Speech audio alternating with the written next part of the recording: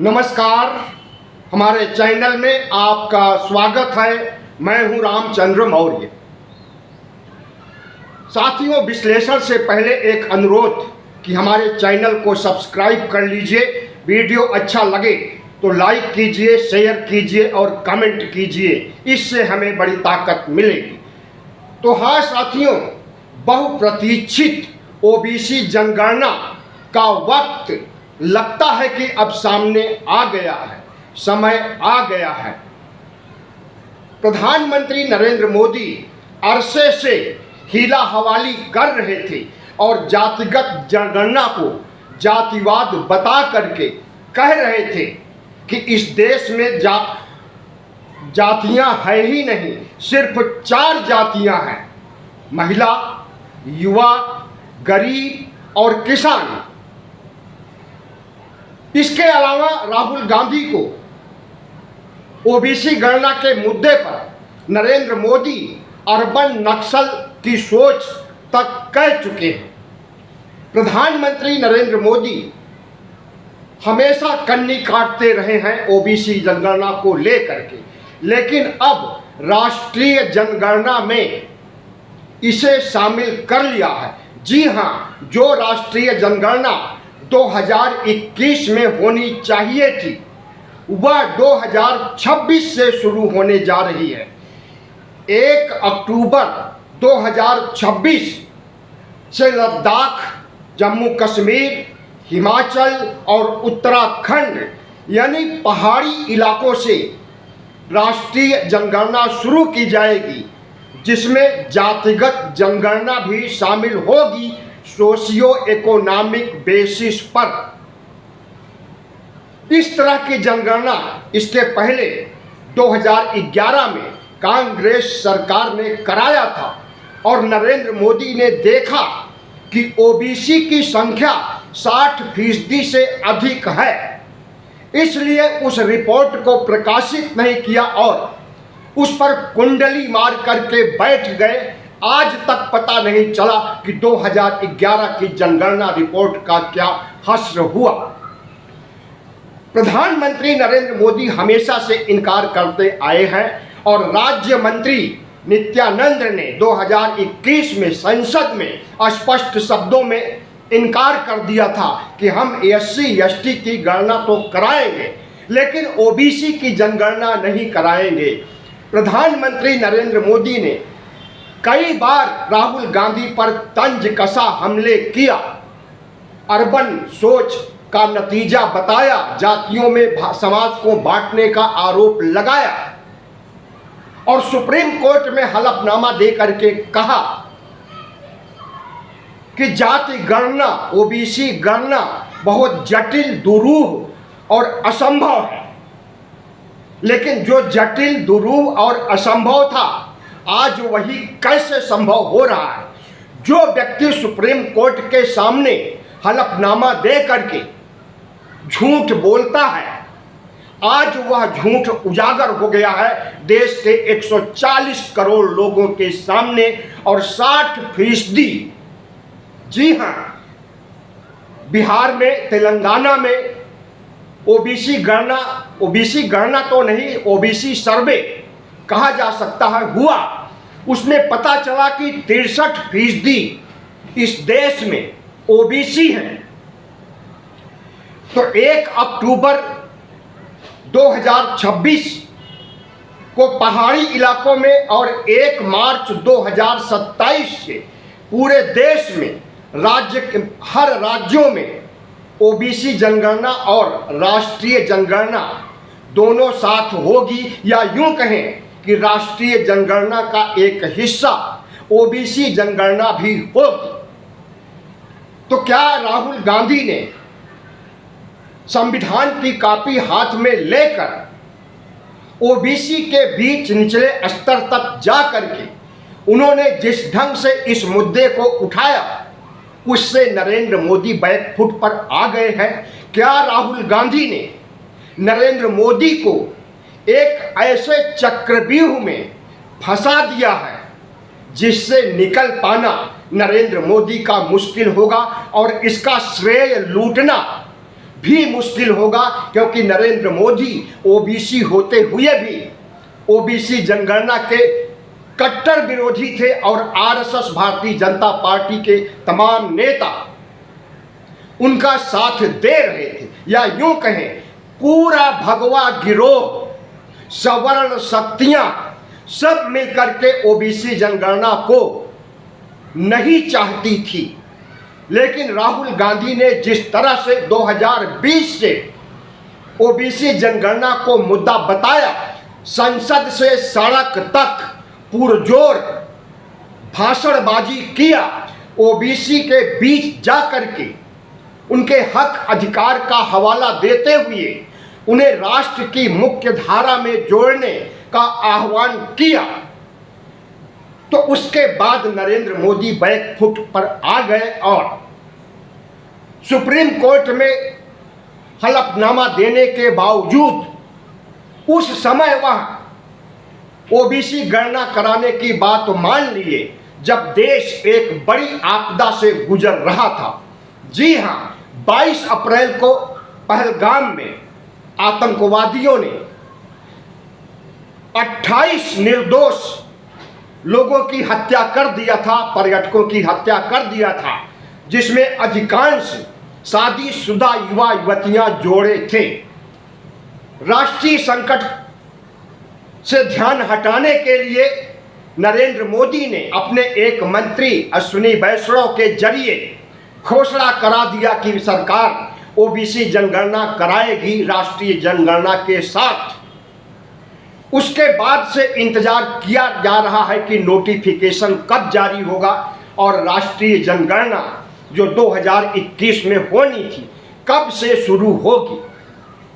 लेकिन अब खबर आई है कि 16 जून को, इसी 16 जून को नोटिफिकेशन जारी हो जाएगा, राजकीय अधिसूचना जारी हो जाएगी राष्ट्रीय जनगणना की, जिसमें ओबीसी जनगणना भी शामिल होगी। इस तरह से 1 अक्टूबर 2026 को पहाड़ी इलाकों में और 1 मार्च 2027 से पूरे देश में ओबीसी जनगणना और राष्ट्रीय जनगणना साथ साथ होगी। अब सवाल उठता है कि प्रधानमंत्री नरेंद्र मोदी को राहुल गांधी ने जिस चक्रव्यूह में फंसा दिया था, आरएसएस ने तो हाथ खड़े कर दिए थे 2024 में, जब उसने कलपक्कम केरल में बैठक किया, तो उस बैठक के बाद सुनील अंबेकर आरएसएस के प्रवक्ता निकल करके सामने आते हैं और उन्होंने जाति गणना का समर्थन किया और कहा इसे राजनीतिक मुद्दा नहीं बनाया जाना चाहिए, लेकिन गणना होनी चाहिए। ओबीसी के निचले स्तर पर लोग जो गरीबी बेरोजगारी का दंश झेल रहे हैं, गरीबी रेखा के नीचे बसर कर रहे हैं, उन्हें राष्ट्र की मुख्य धारा में लाने के लिए ओबीसी जनगणना और उनका हक अधिकार मिलना चाहिए। आरएसएस के इस रुख के बावजूद नरेंद्र मोदी अरसे तक राहुल गांधी की आलोचना करते रहे, लेकिन आरएसएस की आलोचना नहीं की। लेकिन इस बीच जिस तरह से नरेंद्र मोदी ने यू टर्न लिया है, इसका यही अर्थ लगाया जा रहा है कि राहुल गांधी ने जिस तरह से नरेंद्र मोदी को ओबीसी जनगणना के चक्रव्यूह में फंसा दिया था, उस चक्रव्यूह से निकलने के लिए और इसका सियासी फायदा राहुल गांधी न उठा पाए, भारतीय जनता पार्टी उठाए, क्योंकि अब कई बड़े राज्यों के चुनाव हैं और उसके बाद लोकसभा चुनाव आ जाएगा 2029 का। उसके पहले हो सकता है कि मध्यावधि चुनाव की भी नौबत आ जाए। इस तरह से अब देश चुनाव देखेगा, चुनाव झेलेगा और उसका फायदा उठाने के लिए नरेंद्र मोदी ने जो मास्टर स्ट्रोक खेला है, इसे मास्टर स्ट्रोक नहीं कहा जाएगा, बल्कि यूं कहा जाएगा कि राहुल गांधी ने मोदी को झुका दिया, क्योंकि मोदी कभी तैयार नहीं हो रहे थे। 2014 से वह भारत के प्रधानमंत्री हैं, 11 साल पूरे हो गए, उन्होंने कभी भी ओबीसी जनगणना का समर्थन नहीं किया, हमेशा राहुल गांधी को घेरने का काम किया, इंडिया गठबंधन को भला बुरा कहा और ओबीसी नेताओं को अपना दुश्मन माना और उनके खिलाफ सीबीआई, ईडी, आईटी लगा करके उनका मुंह बंद रखने की कोशिश किया। लेकिन इनकी तमाम कोशिशें जब कामयाब नहीं हुई और एक राष्ट्रीय संकट आ गया, एक आपदा आ गई, उस आपदा से ध्यान हटाने के लिए ही अगर इन्होंने ओबीसी गणना की बात मानी है तो यह स्वागत योग्य है। लेकिन अब सवाल उठता है कि इसका श्रेय किसको मिलेगा। ओबीसी जनगणना जो 1 मार्च 2027 से शुरू होगी, जानकारों का मानना है कि कम से कम 2 साल तक चलेगी, यानी 2027 से 2029 तक की पिच बना दी है मोदी ने कि 2029 का चुनाव जीता जा सके ओबीसी जनगणना के आधार पर। क्योंकि ऑपरेशन सिंदूर को बड़ा मुद्दा बना करके, घर घर सिंदूर भेज करके नरेंद्र मोदी ने जो प्लान तैयार किया था, वह मास्टर प्लान इस देश की महिलाओं ने फेल कर दिया और महिलाओं ने इस देश की चीख चीख करके नरेंद्र मोदी को कोसा, बुरा भला कहा और कहा कि सिंदूर भेजने, सिंदूर मांग में लगाने का काम सिर्फ पति और उसके परिवार का होता है।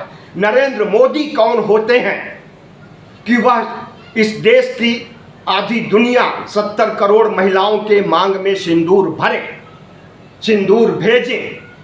सबसे पहले तो वह यशोदाबेन को सिंदूर भेज दें, जिन्हें वह परित्यक्ता बना रखे हैं कई दशकों से। नरेंद्र मोदी की पत्नी यशोदाबेन एक अध्यापिका थी और रिटायर्ड हो गई हैं। 14,000 रुपए उन्हें पेंशन मिलती है, उसी पेंशन से गुजारा कर रही हैं। उन्हें प्रधानमंत्री की पत्नी होने का दर्जा अभी तक नहीं मिला। जब उनसे इंटरव्यू किया जाता है तो वह आशंका जाहिर करती हैं कि एक दिन नरेंद्र मोदी को सद्बुद्धि आएगी और वह हमें प्रधानमंत्री निवास जरूर ले जाएंगे।